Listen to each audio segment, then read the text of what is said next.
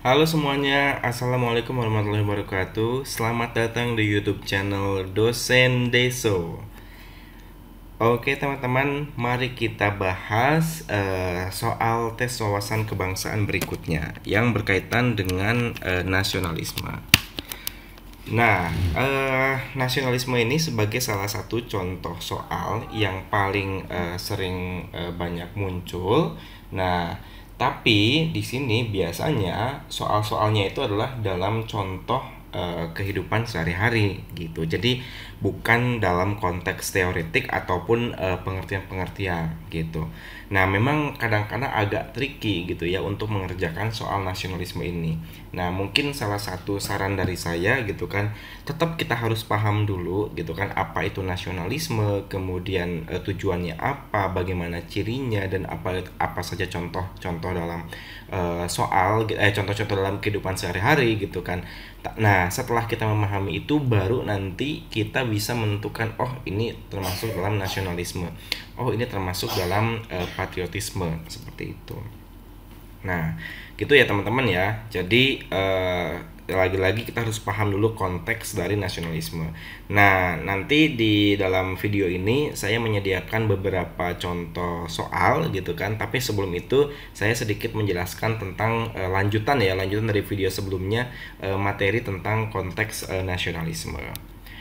Oke teman-teman, seperti biasa saya sedikit promosi terlebih dahulu. Yuk kita join buat teman-teman yang sedang persiapan SKD baik di kedinasan maupun CPNS di Bimbel Dosen Deso. Kenapa? Karena ada banyak sekali benefit, baik itu Zoom dan seterusnya. Dan yang paling penting adalah yang paling saya suka, teman-teman nanti akan bergabung di suatu grup Telegram dan di situ semuanya orang-orang yang ambisius untuk berusaha belajar semaksimal mungkin.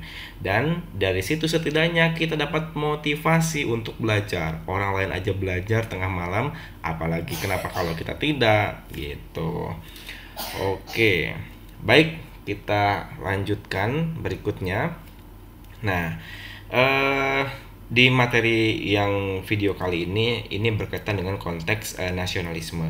Nah, saya coba mengambil beberapa definisi ya dari beberapa ahli. Nah, ini mungkin yang paling relevan gitu yang bisa kita coba pelajari, bahwa yang namanya nasionalisme itu menurut Hankon gitu adalah suatu formalisasi gitu kan dan rasionalisasi dari kesadaran nasional berbangsa dan bernegara sendiri.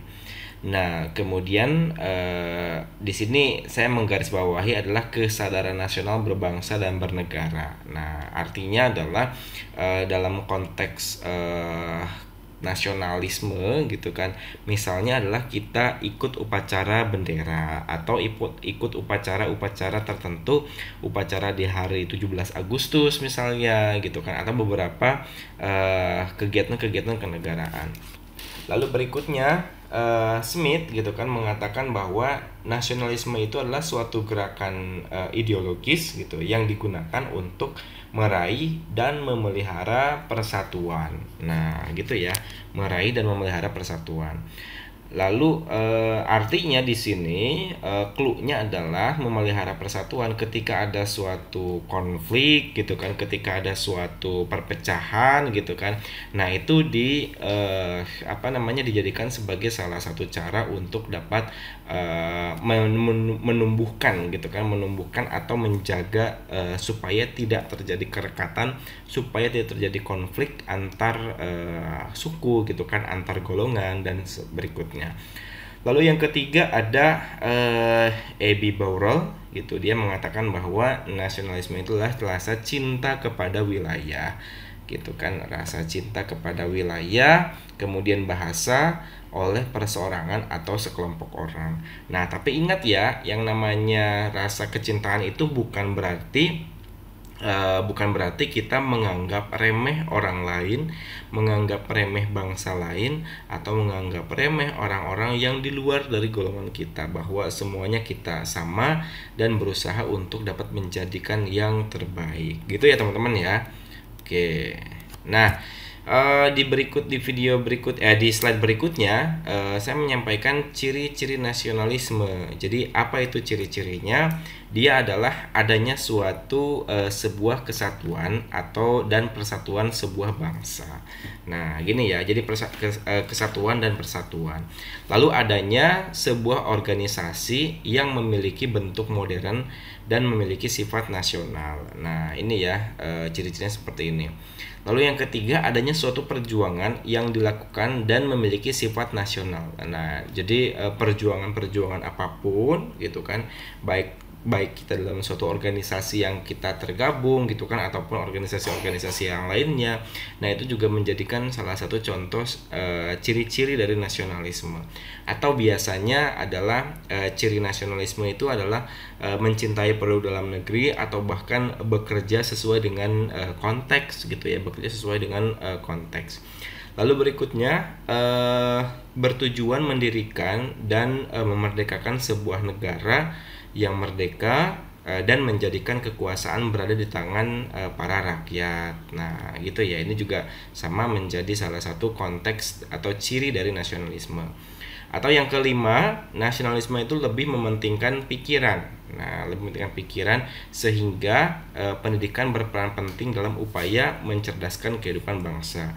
Jadi untuk para pejuang pendidikan gitu kan, sebagai seorang guru gitu kan yang mengajar secara maksimal, mencerdaskan kehidupan bangsa. Nah, ini menjadikan sebagai salah satu ciri dari nasionalisme. Nah, gitu. Selanjutnya, nah ini contoh-contohnya. Contoh-contohnya itu adalah menggunakan produk lokal atau produk-produk dalam negeri.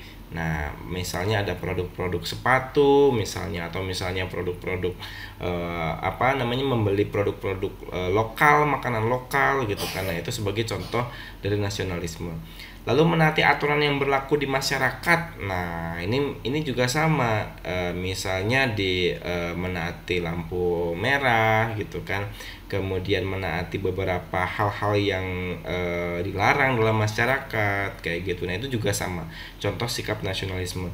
Misalnya adalah di Baduy gitu kan, masyarakat Baduy luar ataupun Baduy dalam. Ketika teman-teman berkunjung ke daerah Baduy dalam, itu tidak boleh menggunakan zat-zat kimia.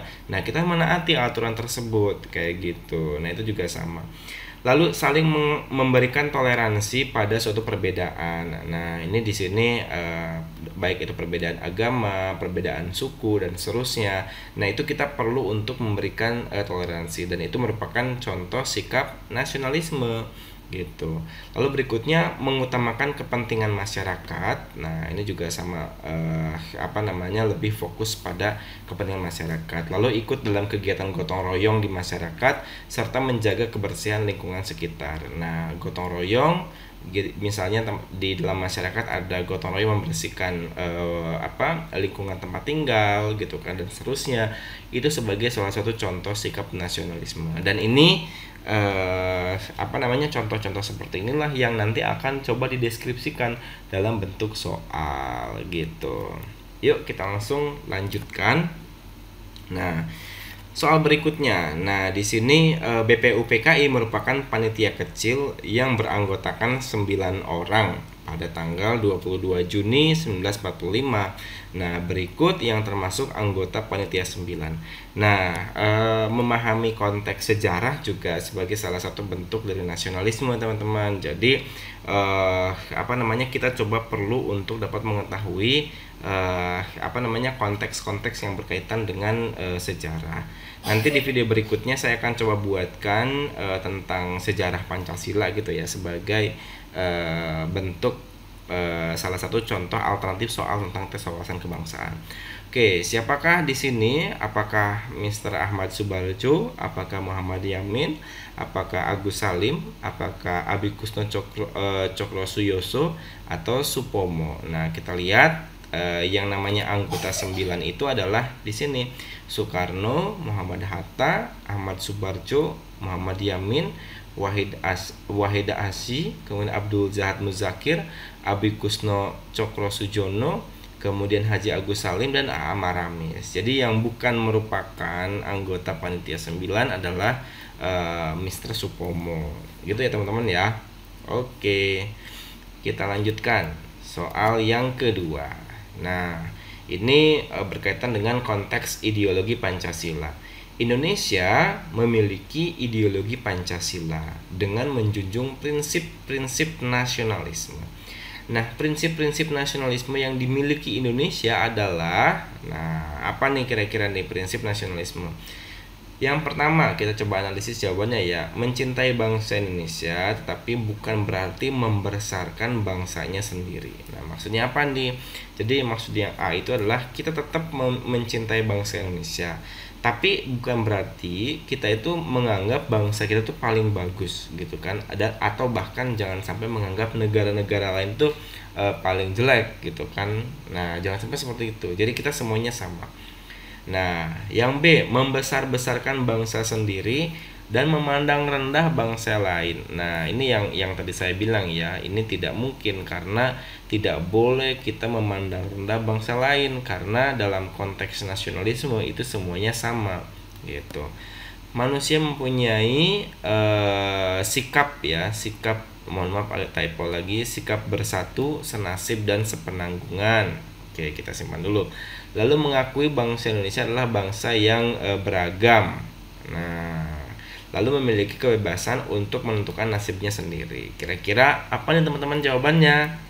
Nah, jawabannya adalah A gitu. Jadi yang disebut sebagai prinsip nasionalisme itu adalah mencintai bangsa Indonesia tetapi bukan berarti membesarkan bangsa yang lainnya. Ya, untuk jawaban yang lain juga jawabannya positif, kalau yang negatif itu yang B saja. Nah, ini yang tadi saya bilang ya, bahwa dalam konteks nasionalisme ini terkadang gitu kan itu kita diberikan beberapa contoh soal atau jawaban yang positif gitu kan, dan kita harus memilih mana yang sesuai dengan konteksnya.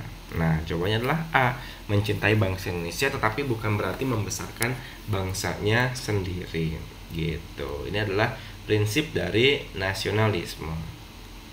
Soal berikutnya, nah, Indonesia memiliki dasar negara Pancasila, sehingga Pancasila menjadi sebuah ideologi bangsa Indonesia. Dalam kaitannya tersebut, warga negara wajib menjunjung prinsip nasionalisme.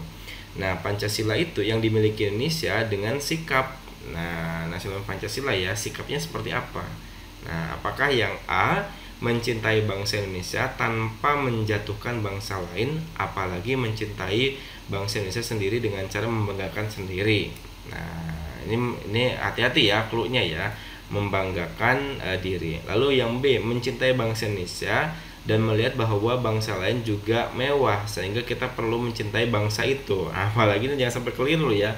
Ini malah kita mencintai bangsa lain gara-gara bangsa itu mewah kayak gitu.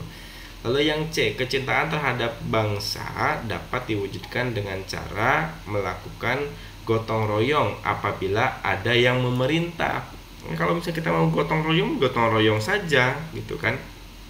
Jadi tanpa perlu menunggu adanya suatu instruksi. Nah, di sini kalimat terakhir adalah kalau ada yang memerintah, artinya kalau misalnya kondisi lingkungan teman-teman sangat kotor gitu kan, sangat tekil, banyak rumput, tapi kalau sudah ada yang memerintah, ya sudah cuek-cuek saja. Apakah seperti itu? Tentu bukan ya. Nah, lalu yang D, mencintai seluruh warga Indonesia dengan cara bekerja dan hasil kerja dibagikan kepada orang lain meskipun dirinya menderita. Nah, jangan begitu juga gitu kan. Jadi meskipun dirinya menderita jangan begitu juga gitu. Tetap kita harus berusaha untuk dapat menghormatinya. Lalu yang E, bersatu dalam memperjuangkan kemerdekaan bangsa dengan cara melawan importir luar negeri. Nah, di sini mana nih yang benar? Nah, jawabannya adalah yang A ya. Jadi kita mencintai bangsa Indonesia tanpa menjatuhkan bangsa lainnya.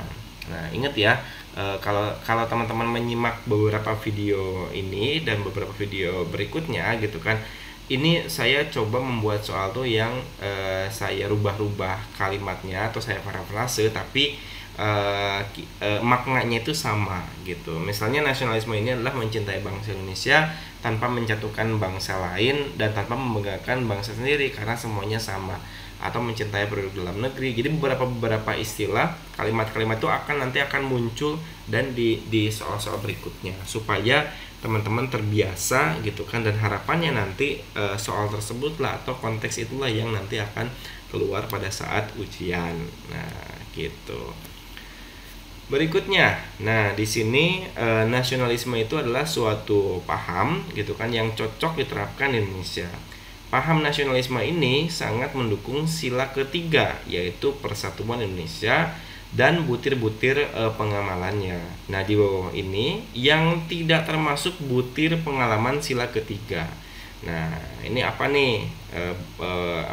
Yang tidak termasuk butir pengalaman sila ketiga, pengamalan sila ketiga. Kira-kira apa nih? Apakah mengembangkan rasa kebangga-banggaan berbangsa dan bertanah air Indonesia? Apakah memajukan pergaulan demi persatuan dan kesatuan bangsa? Ingat yang tidak termasuk ya.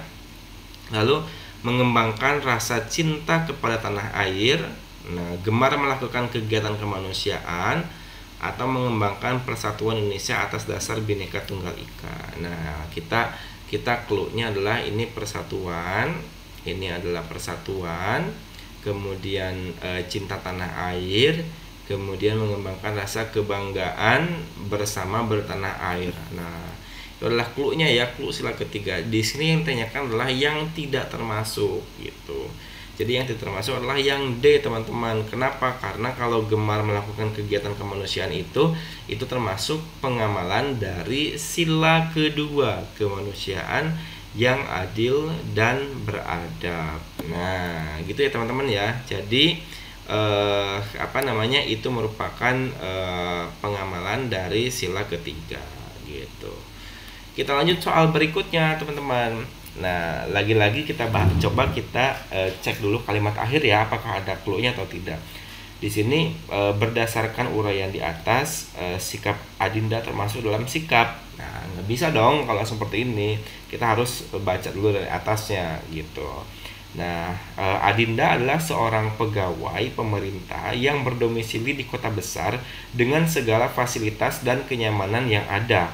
Nah, suatu hari dengan alasan kemanusiaan, Adinda ditugaskan untuk bekerja di salah satu daerah di 3T. Yang letaknya ada di sebuah pulau di selatan Indonesia dengan keadaan yang jauh dari kata nyaman dan penuh fasilitas. Namun dengan segenap hati dan dengan berlandaskan rasa cintanya kepada tanah air dan keinginannya untuk memajukan bangsa, ia rela meninggalkan kehidupannya di kota dan menerima tugas di pulau tersebut. Nah, ini ya, jadi teman-teman biasanya sebagai salah satu contoh adalah menerima tugas gitu kan, dan meninggalkan kehidupan di kota dan menerima tugas untuk pergi ke wilayah tersebut. Nah, itu juga sebagai sama ya. Beberapa ilustrasi hanya di sini kita coba dikembangkan menjadi satu paragraf. Jawabannya adalah yang B, teman-teman. Ingat, clue-nya adalah rela meninggalkan kehidupannya di kota dan menerima tugas di pulau tersebut.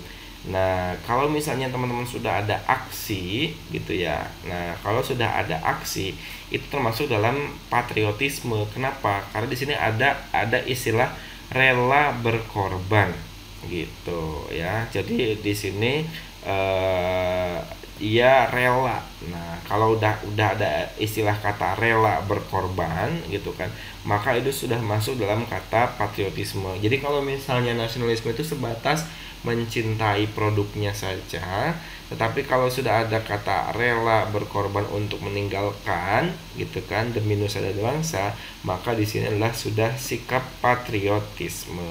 Nah, gitu ya. Oke, teman-teman. Semoga ini bisa membantu teman-teman dalam memberikan pemahaman tentang konteks nasionalisme, yang mana nasionalisme ini sebagai salah satu contoh soal yang paling sering banyak muncul. Kalau ada pertanyaan silakan di drop di bawah di kolom komentar. Nanti saya akan coba buatkan video-video berikutnya. Terima kasih, selamat berjuang.